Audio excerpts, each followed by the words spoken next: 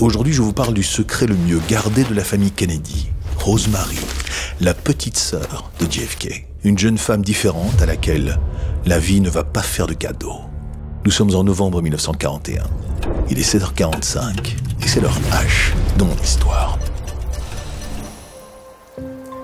En ce matin de novembre 1941, Washington se réveille sous un insupportable petit crash.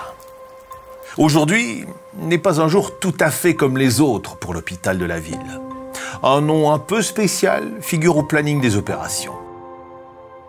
Ce nom, c'est celui de la fille d'un des hommes les plus riches des États-Unis. La patiente s'appelle Rosemary, Rosemary Kennedy, et bientôt, elle ne sera plus tout à fait la même.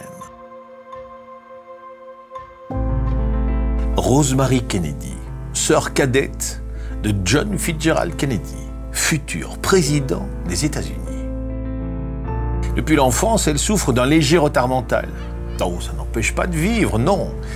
Jeunesse dorée, à l'instar des jeunes bourgeois de son époque. Voile, tennis, badminton avec ses frères, bridge, sorties et fêtes avec ses amis.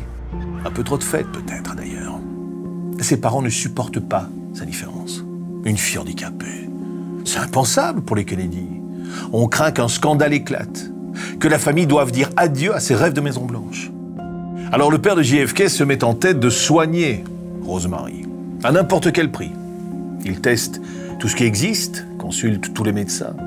Il envisage même de la placer au couvent. Et puis, finalement, il opte pour une solution autrement plus radicale.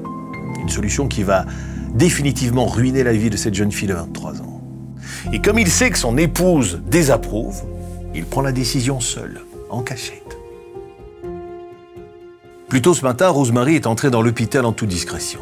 La jeune femme est désormais étendue sur une table. Ses mains et ses pieds sont sanglés pour qu'elle ne puisse pas bouger.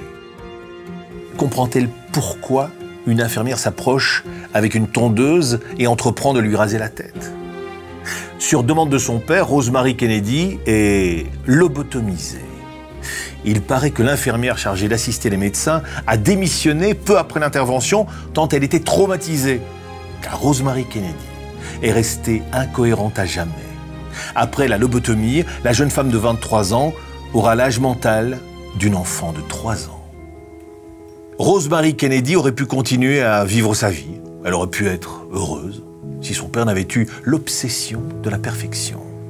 Après sa lobotomie, Rosemary n'apparaîtra plus sur aucune photo. Plus personne ne prononcera jamais son prénom.